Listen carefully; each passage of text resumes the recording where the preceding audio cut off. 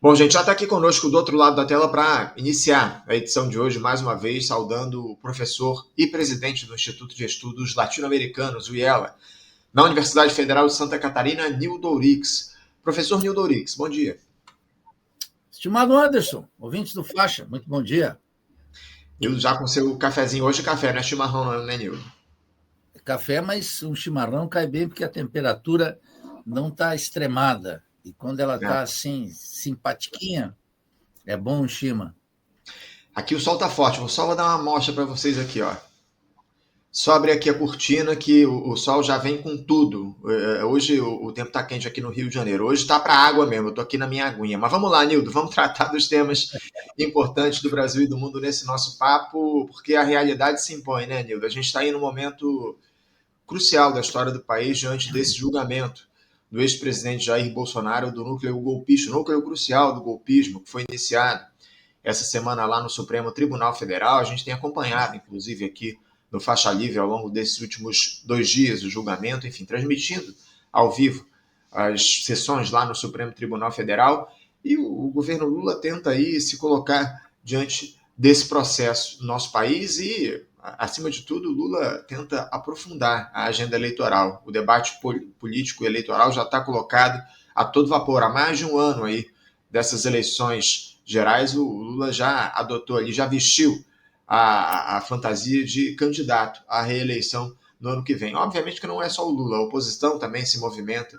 especialmente disputando esse espólio político do Jair Bolsonaro, esses votos aí que vão ficar do ex-capitão. Muita gente se coloca aí como candidato, como alternativa à direita / extrema-direita ao Bolsonaro, mas eu queria começar o nosso papo aqui pedindo uma avaliação tua, Nildo, a respeito desse momento que está colocado, para além, obviamente, do julgamento propriamente dito, que a gente vai se aprofundar daqui a pouquinho nesse nosso papo, mas eu queria que você falasse um pouco sobre essa disputa que surge aí, pré-eleitoral, digamos assim, nesse ano que antecede as eleições gerais. Como é que você avalia, especialmente, as movimentações do governo Lula diante disso? Bem, Anderson, o governo Lula não se move no episódio. Eu acho que essa é a primeira questão. O governo Lula, ele tem uma característica fundamental. Ele é o dono da agenda ultraliberal.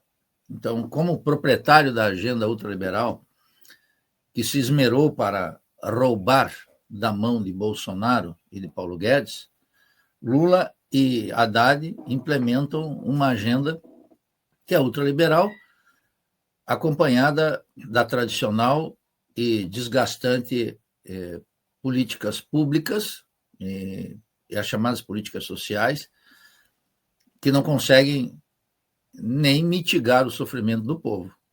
Então, a filantropia está acompanhada de uma, vamos chamar assim, agenda ultraliberal, que, na verdade, é o programa da economia política.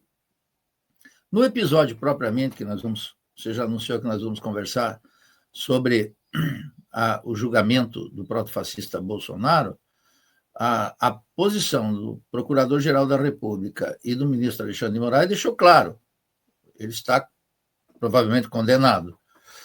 Se a corte atuar minimizando as penas ou, eventualmente, absolvendo Bolsonaro, seria a desmoralização completa daquele tribunal. Então, tudo indica que Bolsonaro e os militares serão condenados e amargarão. Bolsonaro provavelmente terá a maior pena, talvez 15, 20 anos, e os demais 10 anos. Algo semelhante, estou pensando. Mas a vitória de Alexandre de Moraes, nessa toada contra o protofascista Bolsonaro e sua família, tudo indica será enorme. O dado que chama atenção nesse contexto são dois. Primeiro, a ofensiva da direita no parlamento, o que antagoniza o Congresso Nacional com o STF, pelo menos potencialmente. E, segundo lugar, a apatia do governo Lula. Eu não sei o que está fazendo se o ministro Lewandowski tirou férias. O ministro da Justiça é um sujeito que tem predicados jurídicos e políticos consideráveis para a política burguesa, mas se caracteriza por uma ausência completa da cena. E o presidente da República também, o presidente da República, o Lula, nesse governo petucano, o que faz, na prática, é respeitar o postulado da independência e da harmonia dos três poderes, transferindo toda a responsabilidade política e ações consequentes para o ministro Alexandre de Moraes, e a maioria que certamente levará Bolsonaro para a cadeia. Esse é o cenário. Então, o governo assiste. E claro que, nesse contexto, há um empobrecimento do horizonte eleitoral, a propósito da tua pergunta original. Por quê? Porque não há uma reflexão sobre a alternativa de política econômica, portanto, os dois bandos, tanto Bolsonaro ou Tarcísio ou qualquer outra das metástases do protofascista, vão praticar aquilo que ele já fez durante 4 anos, como o governo Lula segue na batida de tomar todas e cada uma das medidas que o rentismo no Brasil exige e requer. Não há nenhum ensaio de mudança, nenhum, um mínimo, exceto na cabeça daqueles petistas devotos e religiosos que creem que o governo pode aproveitar as oportunidades e mudar, romper com o teto de gastos, vitalizar as políticas públicas em saúde e educação, dar um papel para a ciência e tecnologia, avançar no processo de industrialização que pudesse dar uma certa consistência à luta pela soberania diante da ofensiva de Trump, etc. Nada disso está ocorrendo. Então, o empobrecimento desse horizonte intelectual significa que o eleitor, aquele que pensa a política só em termos eleitorais, será cativo do bordão corrente. Há que lutar, há que votar em Lula, em nome da democracia, contra Bolsonaro, para enfrentar o que eles chamam, fantasmagoricamente, de neofascismo. Esse é o cenário que está posto aí. Nildo, só para esclarecer aqui, quando eu cito horizonte eleitoral, obviamente que eu não falo de projetos, de propostas. O que o Lula visa hoje em dia, acima de tudo, é a construção de alianças para o ano que vem. É esse o horizonte eleitoral do lulismo. Tanto que a gente tem aí o PP e o União Brasil já anunciando o desembarque do governo. Um desembarque pela metade, né? Porque ali alguns indicados do Davi Alcolumbre e do Arthur Lira devem seguir ocupando postos no executivo. Mas, quando eu cito essa questão das eleições, é que já se busca aí a manutenção dessas alianças, só que, tanto que o Edinho Silva, que é o presidente nacional do Partido dos Trabalhadores, eleito recentemente, já anunciou que vai tentar manter esses dois partidos na grande aliança para 2026. Ou seja, o Lula, na verdade, esse governo não pensa em projetos para melhorar as condições de vida da população, só pensa nessas alianças com a direita, né, Nildo? Veja, você toca num ponto que eu queria efetivamente comentar. O desembarque o que caracteriza o governo Lula? Um governo de uma frente amplíssima. Nessa frente amplíssima, o núcleo racional é a economia política do rentismo. Não poderá romper, nem sequer dilatar as margens estreitas do aprofundamento da dependência e do subdesenvolvimento. Está dado. E só economistas amadores, supostamente keynesianos, ficam aí sugerindo que poderia ser feito isso, poderia ser feito aquilo, que é uma expressão do empobrecimento da reflexão de economia no Brasil, em que os economistas são praticamente analfabetos na luta de classe e na política. Na verdade, são carreiristas que querem ocupar cargos no Estado se o governo desse um giro à esquerda, que só na cabeça deles existem. Agora, esse governo de frente ampla, de frente amplíssima, é precisamente uma consequência necessária desse deslocamento cada vez mais à direita do governo, cujo objetivo é roubar a base social, do ponto de vista das classes dominantes, do protofascista Bolsonaro. Isso tem 2 efeitos, um no Congresso, eu vou falar do desembarque, e outro do ponto de vista de classe social. O que significa? Que a burguesia, que eu quero dizer? Os capitalistas no setor comercial, os proprietários de terra, os banqueiros e essa burguesia industrial ultradecadente, uma lumpenburguesia, cuja expressão máxima é a sua impotência diante do protecionismo do governo de Trump e da potência imperialista dos Estados Unidos, essa burguesia ela fica absolutamente cômoda diante do processo eleitoral. Pode contar com Lula, indiscutivelmente, e com Alckmin, e pode contar também com Bolsonaro ou com Tarcísio, ou quem vier no outro lado. A burguesia brasileira está, portanto, absolutamente cômoda, como numa situação em que ela nunca talvez tenha imaginado.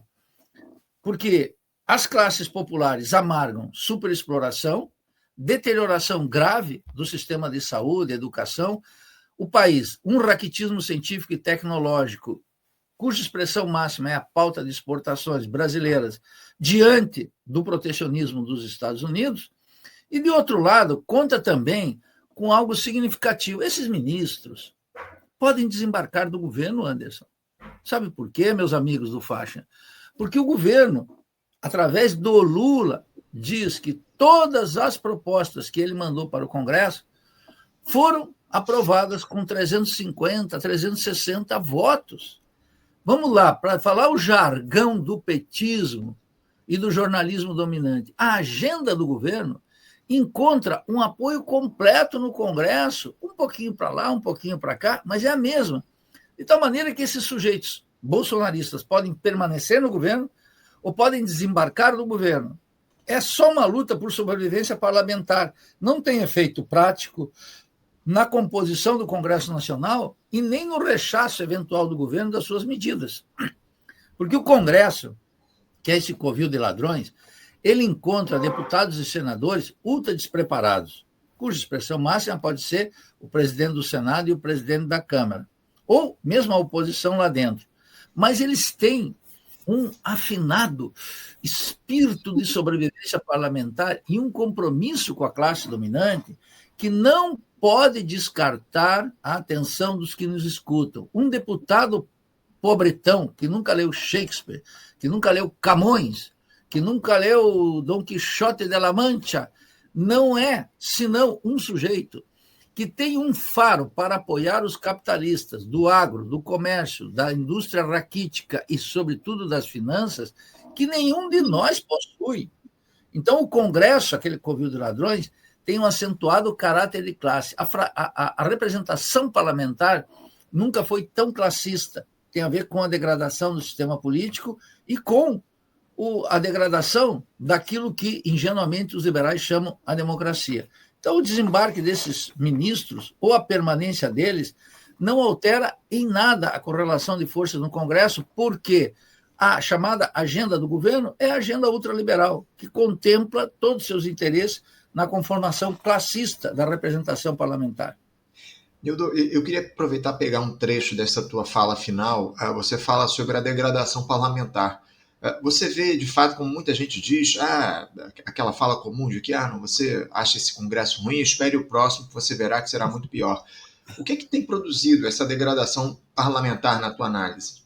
Bom, se atribui essa frase, eu não lembro, mas se atribui a Ulisses Guimarães, que é aquele golpista, conspirador contra o governo de João Goulart, e depois o homem da Constituição Cidadã. Veja quanta picaretagem existe nessa esquerda liberal. Eu vi até gente do PT elogiando o Ulisses Guimarães, gente do PCdoB. É incrível esse vício da política brasileira, que é esquecer o ontem. Eu não esqueço o ontem. É claro que eu reconheço quando um sujeito muda de posição, mas isso não traz com ele credibilidade. Ao contrário, mostra o quão picareta é o sujeito que estava ontem derrubando João Goulart e hoje aparece como o pai da Constituição Cidadã, de 88, né? Como é que ocorre essa degradação? Primeiro, resultado do empobrecimento, ela é o resultado necessário da redução da política ao eleitoral. O que significa isso? Quando os os sindicatos renunciam a um combate em função de seus direitos, pela fidelidade que mantém, as centrais sindicais mantêm ao governo, isso significa uma degradação da política que bate no sistema de representação parlamentar. Quando os combates de rua cessam para as formas parlamentares de representação, e como gosto uma consciência ingênua de diálogo, isso significa o empobrecimento não só dos interesses dos trabalhadores, uma degradação dos interesses dos trabalhadores, mas também o empobrecimento da prática parlamentar. Em segundo lugar, corresponde a uma lógica inexorável da direita brasileira. A direita brasileira, que aspira ter a representação dos interesses da burguesia na sua totalidade, nisso que eu chamo essa coesão burguesa, que se estabeleceu aqui a partir de 1994, com o Plano Real de Cardoso, executado nos mínimos detalhes por Lula, Dilma, Temer, Bolsonaro e Lula, agora, no terceiro mandato, a direita decidiu que ela não está aqui para defender a democracia. E apareceu, então, a partir de 2013, 2016, com o estelionato eleitoral da Dilma de 2014, muito claro, reconhecido até por Lula como um erro num vídeo que corre aí no YouTube, e a ascensão de Bolsonaro em 2018, a vocação, vamos chamar assim, autocrática da classe dominante se exibiu na forma de uma direita que parece grotesca, que parece violenta, mas que, na prática, entende uma dinâmica histórica do desenvolvimento capitalista, que é, nesses períodos de transição que nós vivemos de um capitalismo de base industrial para o capitalismo dependente e rentístico, o Estado tem que atuar com muito mais violência e com uma lógica impecável a favor da classe dominante e contra os trabalhadores. E o parlamento, portanto, cumpre uma função secundária. Quando a esquerda reduz a política à representação parlamentar, não é, em suas múltiplas e caricatas formas, também quero falar sobre isso, cuja expressão máxima é o identitarismo, funcional à classe dominante, a direita decidiu que o parlamento não cumpre mais função. Então, ela assumiu a degradação. Cada bate-boca no Congresso, que você assiste pelo TikTok, pelo Instagram do seu deputado de coraçãozinho, que você adora e detesta todos os demais, aquilo exibe para o povo que o parlamento é uma pocilga, o parlamento é uma droga. E isso, no povo, tem imensa aceitação. Portanto, o comportamento da esquerda liberal de tentar dignificar o parlamento com aquele bom mocismo, que não critica o governo na tribuna e que apenas identifica como único adversário, prioritário e, acima de tudo, o que eles chamam de neofascismo, eles não entendem que a degradação do parlamento está tendo efeitos muito práticos no povo de rechaço do sistema político e daquilo que se chama democracia. Portanto, é uma combinação, em resumo, Anderson, do empobrecimento e degradação do sistema político e, de outro lado, da ofensiva da direita para degradar o parlamento. A direita entendeu o curso da história. A esquerda liberal será atropelada por ele. Pessoal que está chegando aqui, aproveita e manda aqui o seu superchat com as suas perguntas aqui para o professor Nildo Olives, para a gente bater um papo com ele. Enfim, se inscreve no canal, você que ainda não está inscrito, enfim, deixa a sua curtida aqui, o seu like na nossa transmissão. Nildo, aproveitando que a gente está falando sobre o Congresso, sobre os parlamentares, eu queria tratar de alguns temas que estão sendo discutidos lá no Parlamento Brasileiro, porque líderes de partidos lá na Câmara dos Deputados assinaram ontem um pedido de urgência para a discussão de um projeto de lei que permite ao Legislativo, Nildo, demitir diretores do Banco Central. O pedido foi apresentado pelo deputado Cláudio Cajado, do PP lá da Bahia. Esse projeto propõe alterar o artigo 5º da lei que conferiu autonomia operacional ao BC, que define as situações em que o presidente da República pode exonerar o presidente e os diretores do banco. Essa proposta em discussão na Câmara acrescenta um item a essa lista. Abre aspas, a requerimento aprovado pela maioria absoluta da Câmara dos Deputados quando a condução das atividades do Banco Central for incompatível com os interesses nacionais. Fecha aspas, esse é o item que seria acrescido nessa lei aí relativo ao Banco Central, de autonomia do banco. Nildo, aliás, o Fernando Haddad, ministro da Fazenda, já se posicionou dizendo que não aprova esse projeto, que não acha uma boa. Como é que você avalia essa discussão lá no Congresso para fazer com que os deputados tenham a oportunidade de interferir lá em relação às nomeações, especialmente a demissão de diretores do Banco Central? Olha, como recomenda Aristóteles naquele genial A Política, 3 séculos antes de Cristo, nesse, como em todos os assuntos, devemos voltar à origem. Qual é a origem desse drama? É o seguinte: quando o Fernando Henrique Cardoso adotou a tese de um sociólogo que não se caracteriza por virtudes intelectuais, mas sabe captar algo essencial, e defendeu o chamado presidencialismo de coalizão, ele inaugurou, na verdade, uma reflexão sobre o parlamentarismo no Brasil. O parlamentarismo no Brasil é uma forma de governo que o povo detesta, porque o povo, repito, detesta deputado, senador, vereador. Eu, particularmente, detesto todos eles. É claro que eu vejo a diferença entre alguém que está lá defendendo, votando com os interesses dos trabalhadores, que é uma minoria. Então, o parlamento é incrível que, como o marxismo no Brasil se degradou também, e gente que se reivindica marxista ainda pensa nas formas parlamentares de representação e na eficácia da política no parlamento. Então, todas as vezes que o parlamentarismo foi tentado, ele foi repudiado pelo povo.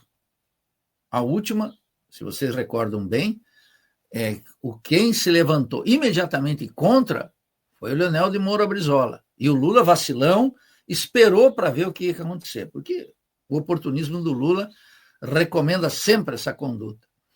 E o parlamentarismo sempre foi repudiado pelo nosso povo, que conhece as virtudes potenciais do presidencialismo. Muito bem. Desde lá, nós estamos vendo gradualmente, ao longo do tempo, iniciativas do parlamento que roubam do executivo funções decisivas. Nesse caso, a moeda. Mas nós poderíamos ver, teve gente que fica enlouquecida com as minhas posições antes de analisá-las. Quando Eduardo Cunha, aquele nefasto, Ciro Gomes dizia: Lula, não coloque esse sujeito em Furnas, ele é um ladrão, etc. O Lula foi lá e pá! Isso é um depoimento do Ciro que vocês podem encontrar aí. Méritos para o senhor Ciro Gomes nesse aspecto.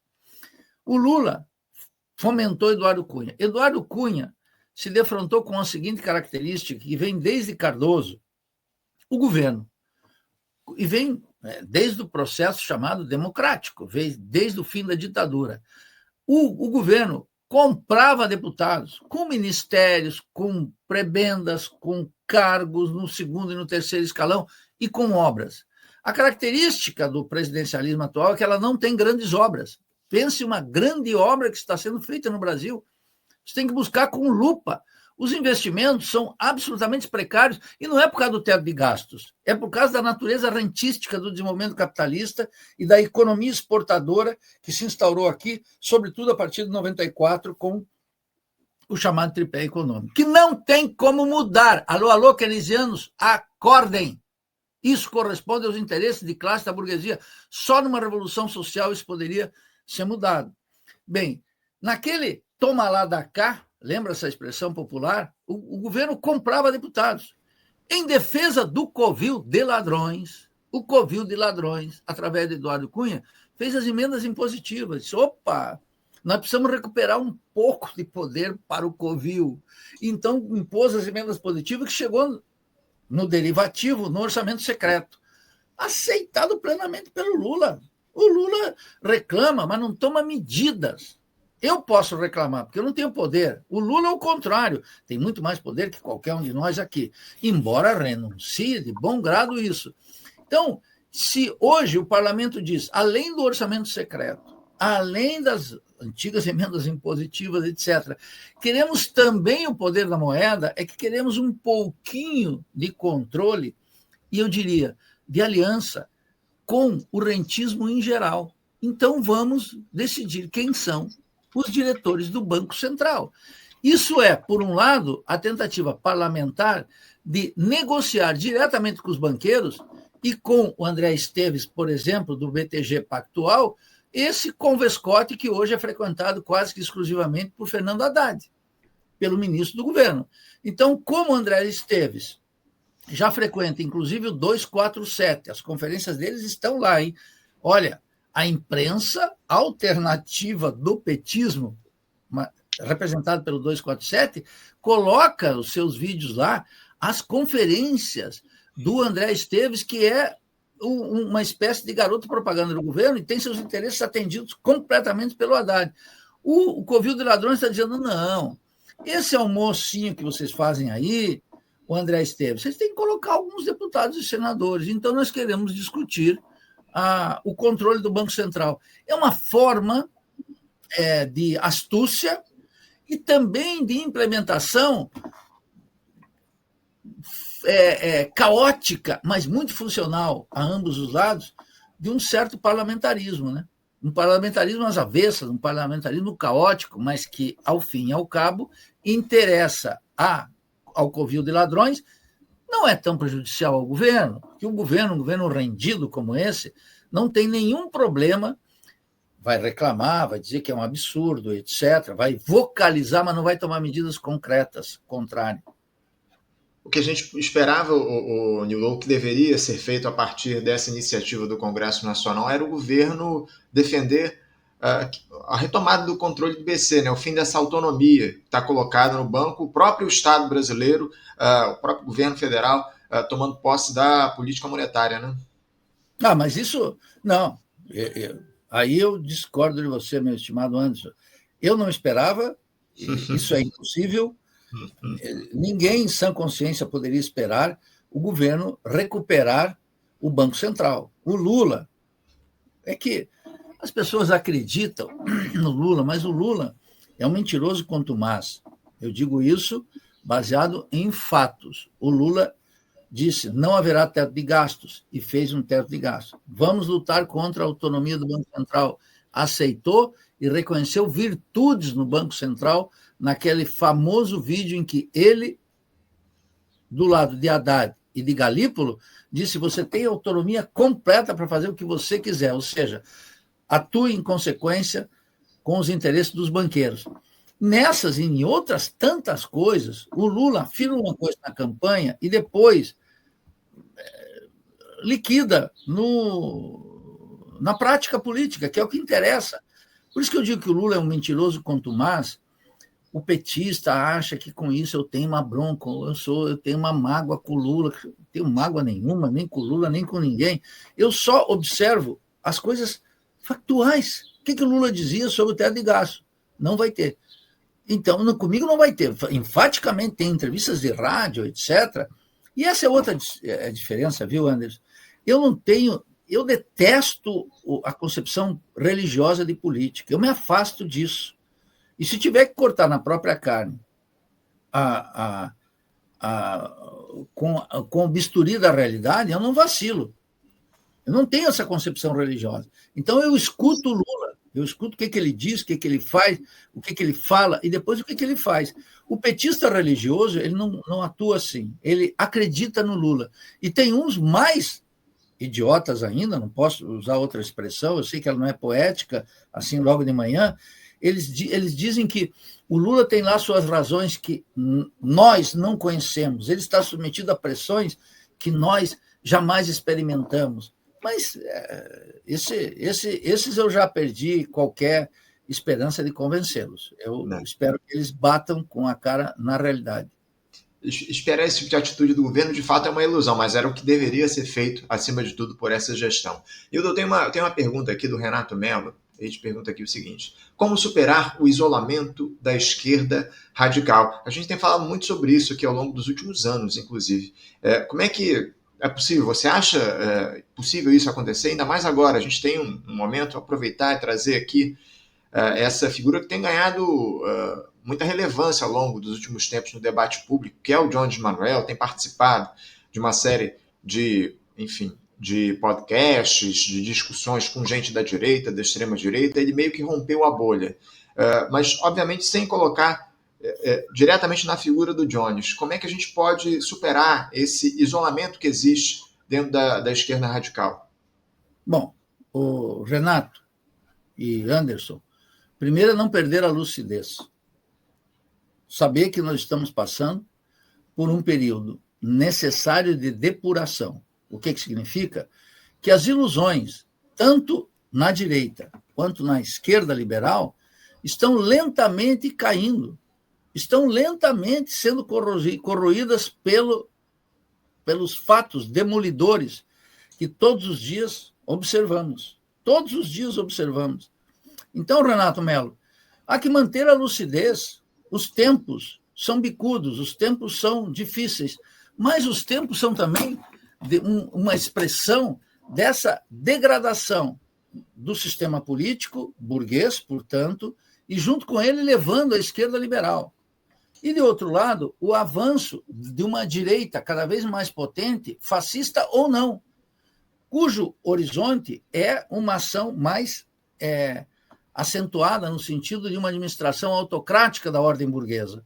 E que as ilusões decorrentes da regulação keynesiana da política econômica e da administração democrática da ordem burguesa não têm mais eficácia, porque a burguesia está totalmente cômoda. A segunda, sobre o Jones, que você está mencionando aí, é de uma ilusão completa. Eu não considero que alguém furou a bolha. Furou a bolha é o Felipe Neto, que tem 50 milhões. E o Jones é um sujeito confuso, né? Ambíguo. Vamos deixar claras as coisas aqui. O meio técnico da internet, ele me permite falar aqui para os ouvintes do Faixa Livre há quantos anos. Mas isso, se tem a importância da gente apresentar um texto, discutir algum tema, etc., da internet como meio de mobilização é zero. A conta do Instagram, do Twitter, do Facebook, não sei mais do que, cresce. Mas isso são likes e views.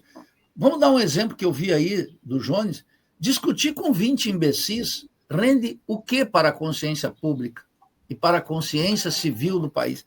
Nada. Discutir com o Kim Kataguiri, com sei lá quem mais de direita, isso rende o que precisamente? Zero. Isso fideliza para ele, como youtuber que é, uns certos recursos, né? Um certo alcance, muito pequeno ainda, se nós compararmos com os bambambãs que monopolizam isso. E nem considero o PCBR uma esquerda radical. Votou no Lula, tinha ilusões sobre o lulismo, percebe? Vamos deixar claro que está aí. É uma força identitária, como o Jones também é, um identitário quando acorda, quando vai dormir, ambíguo, porque namora todas as tendências. Eu vou em breve, estou produzindo um vídeo aí de resposta a sucessivos vídeos que ele lançou a meu respeito. Há sucessivos, mas eu com o trabalho, com a editora, com o Instituto, e não tenho como ficar respondendo essas coisas, mas já resolvi, já estou anunciando aqui que vou responder as mentiras, as calúnias e as ambiguidades de Jones Manuel, percebe? Então não tem furou bolha coisa alguma, eu discordo completamente. O que é furar bolha? Parece aqueles ricos, né? Meu primeiro 1 milhão, já tem 1 milhão de seguidores? É essa. E vamos analisar o discurso concreto. Vamos ver concretamente. O Jones, como todos esses youtubers que estão aí, são órfãos do lulismo. O que eles fazem é dizer, olha, o que o Lula deveria fazer? Veja, aqui poderia ser feito tal coisa, aqui mais uma oportunidade. Mas o Lula não veio para nada disso. E vamos ver, sobretudo, o teste de ouro de tudo isso. O ano que vem, numa eleição entre Lula contra Tarcísio, como vão se posicionar? Não só o Jones, todos esses youtubers que estão por aí, todos eles, eu arrisco um palpite, estarão todos com Lula, estarão todos na aba do ex-metalúrgico do ABC, homem de confiança do Partido Democrata e homem de confiança do Vaticano, e homem de confiança, sobretudo, da burguesia brasileira. Nildo, eu já quero entrar no tema relativo ao julgamento do Jair Bolsonaro, né? A gente tem aí o Supremo Tribunal Federal lá em sua primeira turma ah, tratando aí esse julgamento do núcleo crucial do golpismo. A gente teve 3 sessões aí entre terça e quarta-feira. Ontem uma sessão, terça-feira 2 sessões. Já tivemos aí as falas do relator, também da acusação, das defesas, e na próxima semana, terça, quarta e talvez sexta-feira, muito provavelmente, a gente vai ter aí os votos dos ministros e a definição de eventuais penas aí aos condenados. Eu queria uma análise tua a respeito desse julgamento. O que é que você já pode dizer a respeito desses primeiros 2 dias que a gente teve ontem e hoje, desse júri lá, que coloca o Jair Bolsonaro como principal figura dessa organização criminosa que tentou um golpe de Estado contra o país? O que é que você pode dizer sobre esse julgamento até aqui, Nildo? Olha, Anderson, eu assisti muito aqui, inclusive pelo Faixa, né?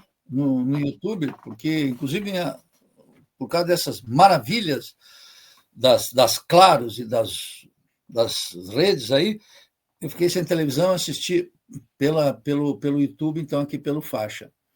Então, está claro 2 tendências, né? Em primeiro lugar, a firmeza do Procurador-Geral da República e a firmeza do Alexandre de Moraes em manter o ritmo das acusações que ele vinha fazendo contra Bolsonaro, sua família. É muito importante que ninguém está discutindo com a devida atenção a posição nos militares. Afinal, mandar para a cadeia durante 10, 12, 15, 8 anos generais ou gente graduada, como isso vai repercutir na caserna? Nós não temos, com efeito, militares nacionalistas de peso que saiam à luz pública manifestando suas posições. Eu acompanho todos os especialistas sobre a questão militar, com sumo cuidado, tal como acompanho as decisões do Banco Central. E aí, eu observo que nós não temos uma referência do ânimo na caserna. Não temos essa referência, eu não sei o que está acontecendo. E ninguém dos especialistas me convence do que está acontecendo. Eu não sei qual será o efeito. Então, me parece, por um lado, isso, que a decisão do tribunal será efetivamente de uma condenação em todos aqueles crimes cometidos segundo a interpretação da corte, mas isso, como a gente está vendo e como eu tenho afirmado aqui há muito tempo, não muda a correlação de forças.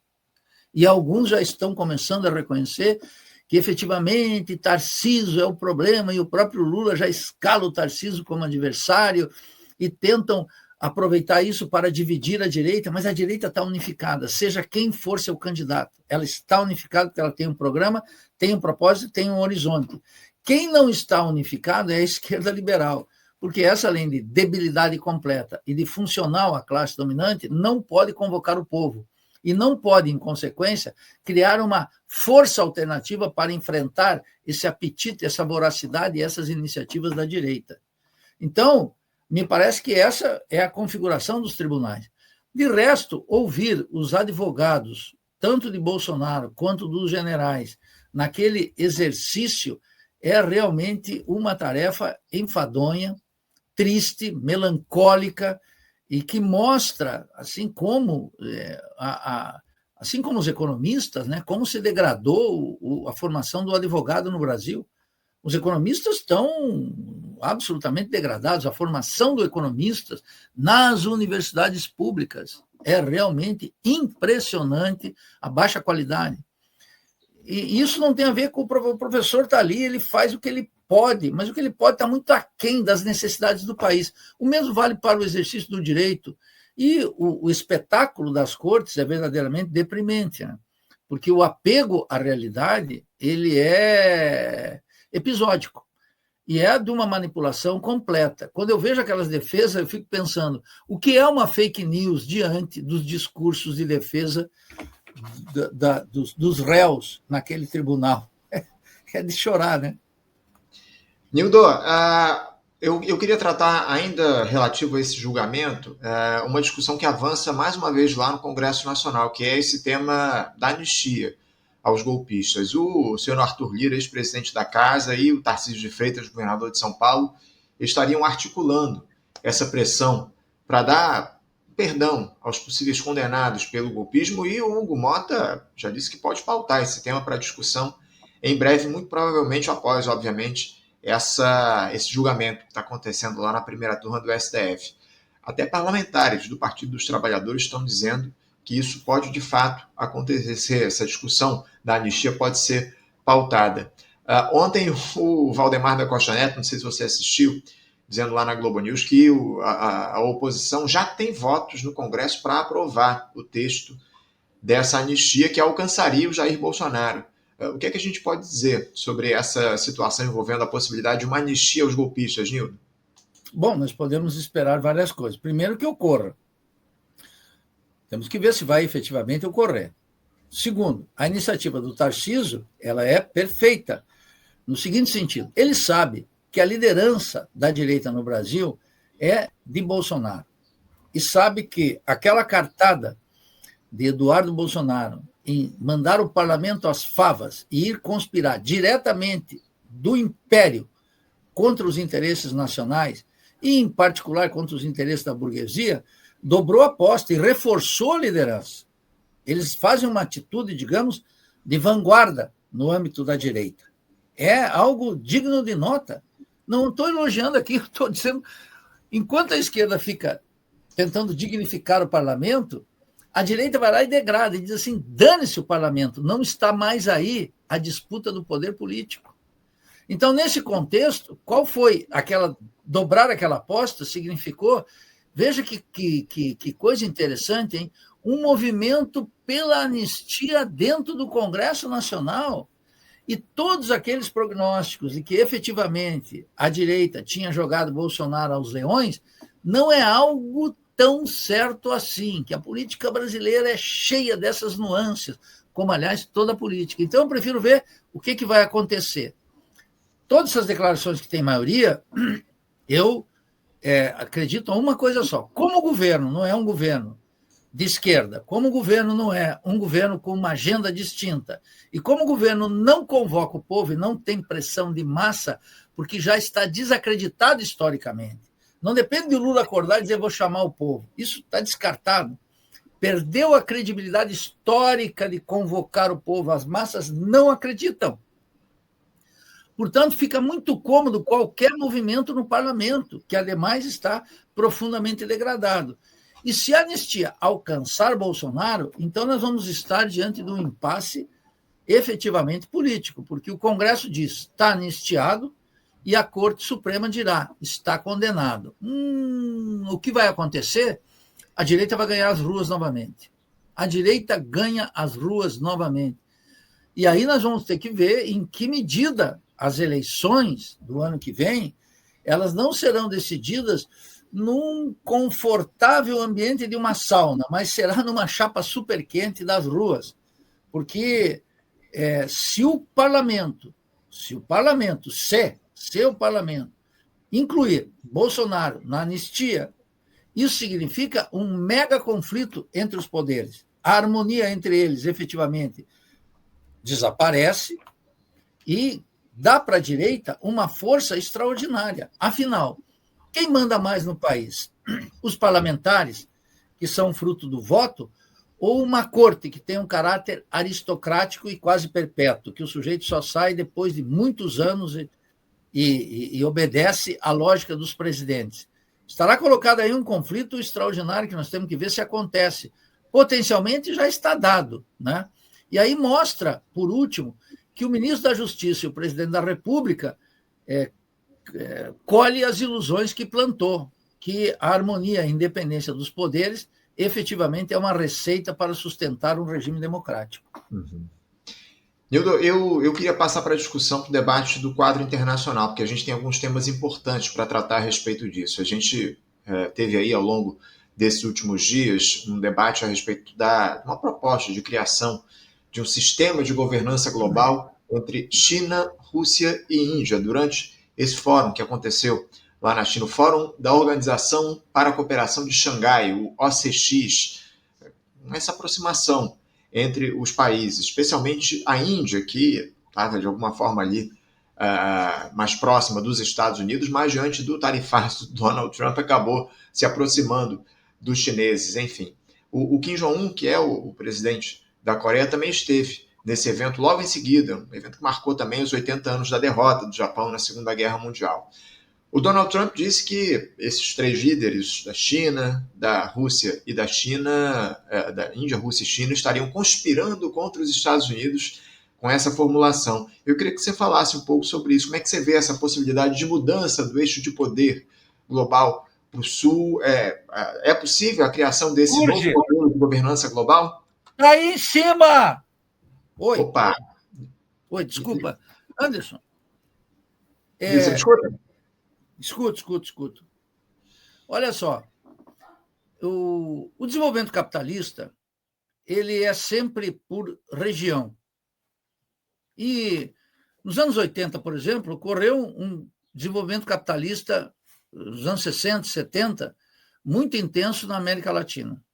E agora, nesse século, o desenvolvimento capitalista sofreu um deslocamento para a Ásia, que é muito importante. Esse deslocamento ocorreu já desde há mais tempo, mas ele se expressou de maneira contundente a partir dos anos 2000. É a emergência da China na economia mundial.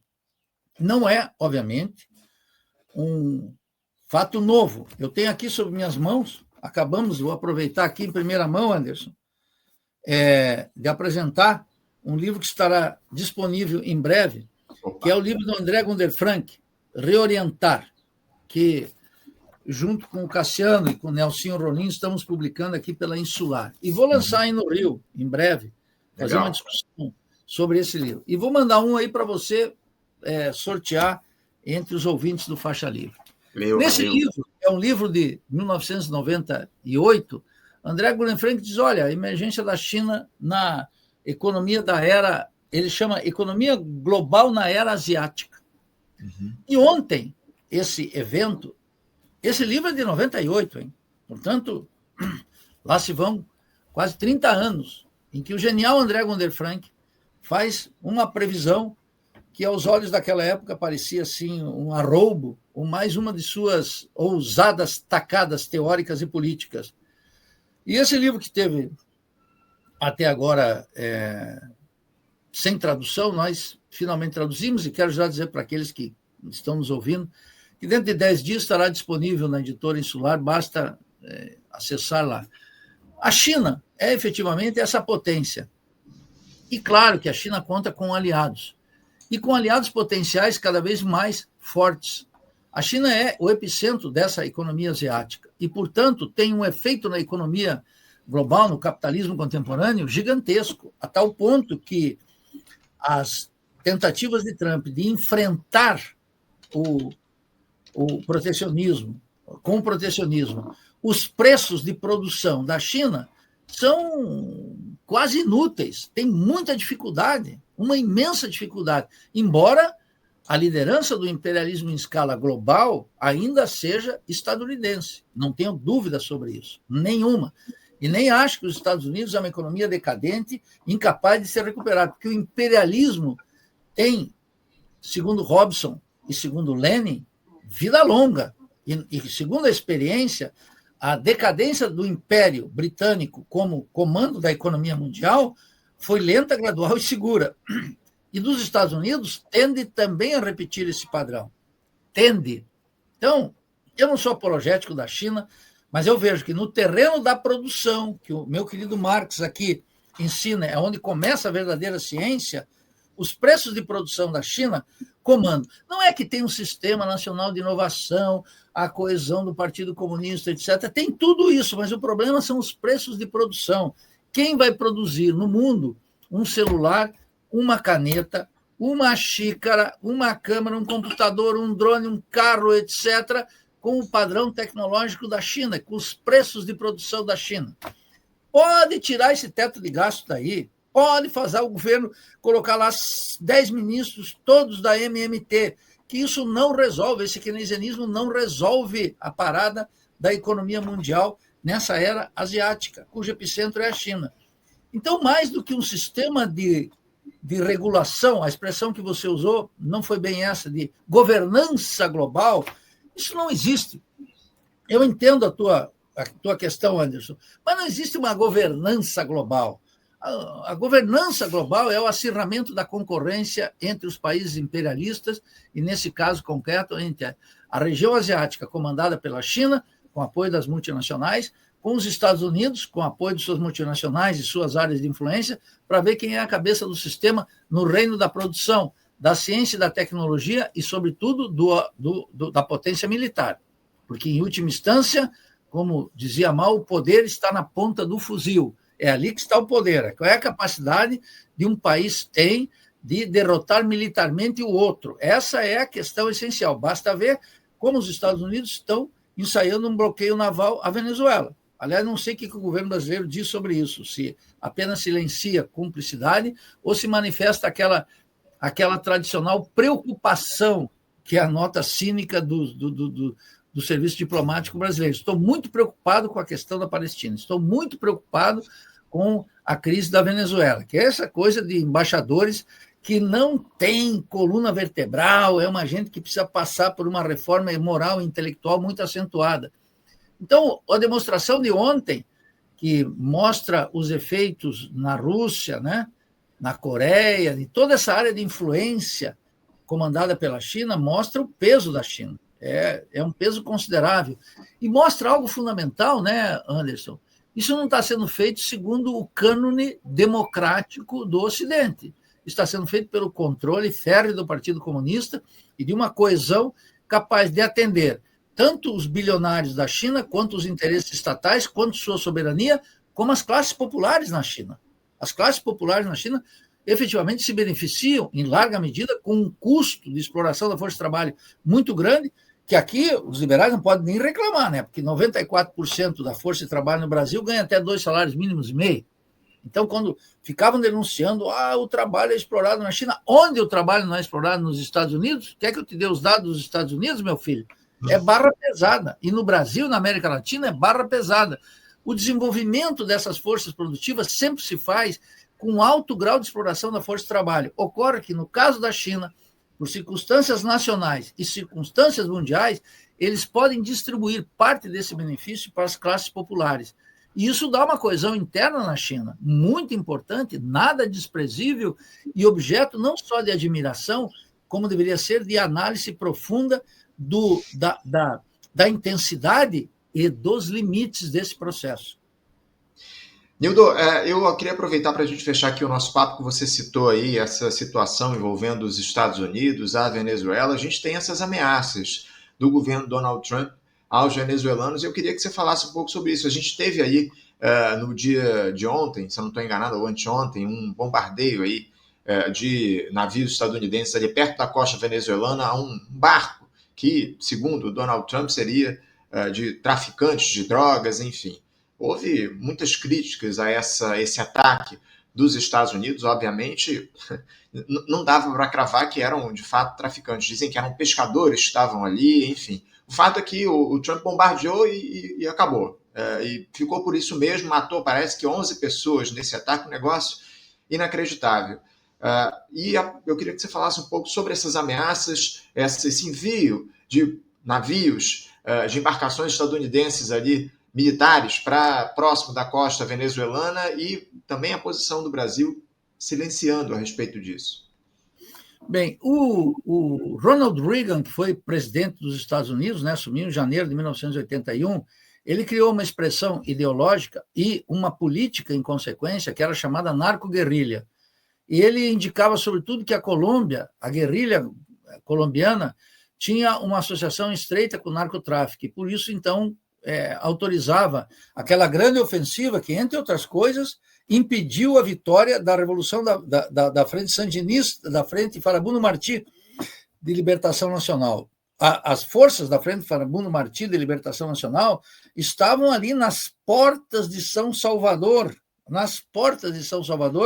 quando Reagan assumiu a presidência em janeiro de 81. E a ofensiva antiguerrilheira e, portanto, a ofensiva imperialista na América Central foi tão intensa que fez a guerrilha recuar. No caso da Venezuela, aqui os analistas que frequentam a CNN, a Globo, dizem, bom, ali tem um problema, porque os militares... Ora, o que o bolivarianismo fez? Desde Chávez, e depois assumiu formas distintas com Maduro, que está aí. O exército bolivariano passou por uma grande reforma intelectual e política, e que veio das entranhas desse sujeito chamado Hugo Chávez, que tinha efetivamente um apreço muito grande pela história nacional e fundiu o que ele chama as três raízes. As raízes é Simão Rodrigues, tutor de Simão Bolívar, o segundo, e Ezequiel Zamora, o general, um general. Então está nas entranhas do bolivarianismo o papel das Forças Armadas. Além disso, a Venezuela conhece na sua história a função dos militares. E Hugo Chávez rompeu com aquele pacto del punto fijo que opunha os adecos e os copeianos com a corrupção das Forças Armadas. Hugo Chávez refez esse pacto em nome de uma soberania popular que, a trancos e barrancos, segue existindo. E os militares, efetivamente, são uma força essencial, que foi ganha em parte pelo bolivarianismo, em parte por interesses concretos no processo de acumulação e de controle do Estado. E não tem outra forma de existência. Qual é a que nós temos diante dos militares aqui? Nenhuma. Aqui nós temos o servilismo, o Comando Sul dos Estados Unidos manda, e lá na Venezuela, a invasão completa só não pode ocorrer, apesar dessa agressão inaceitável que temos que repudiar, porque é contra a Venezuela, mas é contra a América Latina. O que passa em qualquer país latino-americano pode passar a ser aplicado para nós, e, portanto, se a diplomacia brasileira está em silêncio, se o Lula irresponsavelmente está em silêncio, se esse ministro de Relações Exteriores, que é um servil dos Estados Unidos, com aqueles mequetrefes, aquelas coisinhas de diplomata, aquele cuidado cínico, se omite diante de uma agressão desse tipo, merece totalmente o nosso repúdio.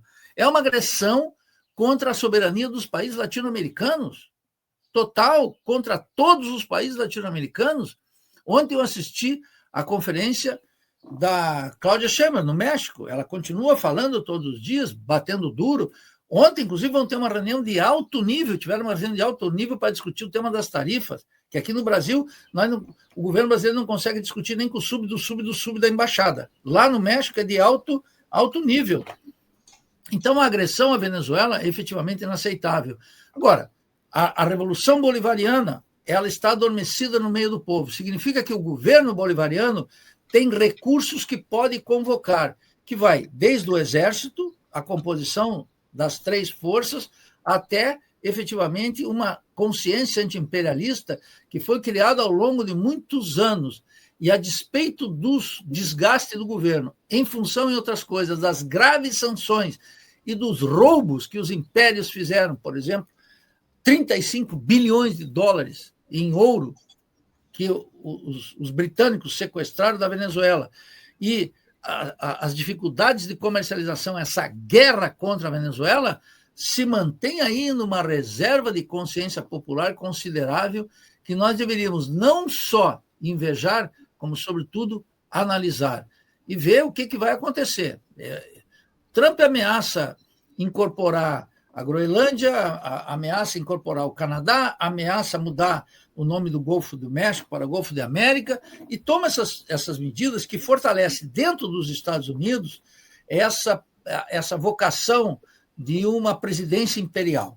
E aqui não constrói, em consequência, pelo menos no Brasil, uma consciência anti-imperialista. Veja que as ofensivas do protecionismo do Trump aqui encontrou no Brasil uma esquerda liberal que é incapaz de definir o que ela entende por soberania, e acha que soberania é defender os interesses do agro e dos exportadores brasileiros. É uma degradação da política extraordinária aqui, dado a concepção parlamentar de política, a execração do marxismo e a não utilização correta da expressão, do conceito e da prática do imperialismo.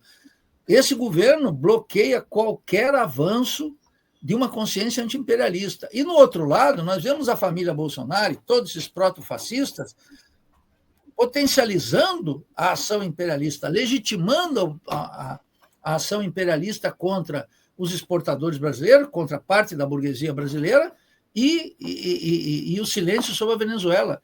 Então, é preciso remar contra a maré, mas só assim, quero dizer a todos que nos escutam aqui, só quem rema contra a maré ganha musculação. Aqueles que estão surfando na onda, esse aí não ganha musculação.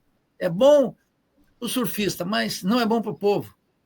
Nildo, para a gente fechar aqui o nosso papo, o nosso próximo entrevistado já está até aqui do outro lado da tela. Peço até desculpas, professor Miguel Bruno, porque eu queria trazer uma última questão aqui. Um lançamento que você vai fazer agora, esse final de semana, lá em Belo Horizonte, dos 2 livros, né, Nildo, da coleção A Questão da Universidade, né? Aliás, o livro A Questão da Universidade, do Álvaro Vieira Pinto, e o Capitalismo e Subdesenvolvimento na América Latina, Estudos Históricos do Chile e Brasil, como você trouxe aqui para a gente, o livro do professor André Gunder Frank.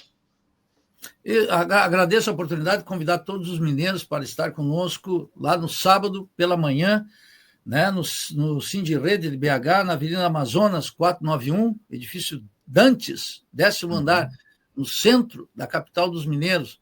Nós vamos fazer uma reflexão, vou lançar 2 tomos da coleção Pátria Grande, Biblioteca do Pensamento Crítico Latino-Americano, aqui do Instituto de Estudos Latino-Americanos da Universidade Federal de Santa Catarina, que é a obra desse extraordinário autor e marxista Álvaro Vieira Pinto, não é? Que é a questão da universidade, e também esse livro que foi praticamente proibido aqui durante muito tempo, que abre as portas para a reflexão da teoria marxista da dependência, do meu mestre e amigo Rui Mauro Marini, Teotônio, Vânia, que é Capitalismo e Subdesenvolvimento da América Latina, estudos históricos sobre o Chile e o Brasil. Sobretudo aqui tem um ensaio que é o mito do feudalismo na agricultura brasileira, que André Gunder Frank liquida para sempre as teses do feudalismo, defendidos aqui pelo Partido Comunista, não só no Brasil, mas em várias paragens da América Latina, e abre as avenidas para uma reflexão tão importante quanto necessária de atualização, que é a teoria marxista da dependência. Lá em BH, no sábado, eu convido a todos os que estão nos ouvindo aqui para participar desse evento, que é organizado e encabeçado por meu querido e camarada amigo Demian Cunha, que sempre nos prestigia aqui. E agradeço você, Anderson, para permitir a divulgação dessa atividade. E já te anuncio que mandarei para você esse novo lançamento da Insular, para você sortear aqui com os ouvintes do Faixa esse extraordinário livro do herege André Gunder Frank sobre a China, a importância secular da China, que atravessa séculos, mantendo uma vitalidade extraordinária e dando uma lucidez sobre como funciona o mundo real. Para além dessas quinquilharias de BRICS, G20, COP não sei o quê, tudo isso é tudo uma ideologia de 5ª categoria, sempre potencial, que num país subdesenvolvido e dependente não se realiza, e que a China sabe utilizar com maestria. Professor Nildo Orix, quero agradecer muito aqui a gentileza, o envio do livro aqui para a gente sortear entre os nossos espectadores. Sucesso aí nesse lançamento do livro no próximo sábado, a partir das 9 da manhã, lá em BH, em Belo Horizonte. 2 livros aqui da coleção Pátria Grande, que a gente inclusive lançou aqui no nosso programa, ambas as obras. Aliás, o segundo livro do André Gunder Frank, a gente também quer sortear aqui, para além desse que você vai mandar, o da coleção Pátria Grande, que a gente não sorteou aqui. A gente vai fazer o sorteio em breve. Assim que a gente tiver a obra em mãos, a gente faz aqui o sorteio. Mas eu quero agradecer a tua presença. Em breve a gente volta a conversar aqui no programa, viu, Nildo? Um grande abraço a você, André, te felicito pela condução do Faixa. Um grande abraço a todos os ouvintes que estão aqui conosco e até breve. Um grande abraço, até breve. Conversamos aqui com o Nildo Orix. Nildo Orix, presidente e professor do Instituto de Estudos Latino-Americanos de ELA, lá na Universidade Federal de Santa Catarina, falando sobre os temas da realidade política nacional, internacional, enfim.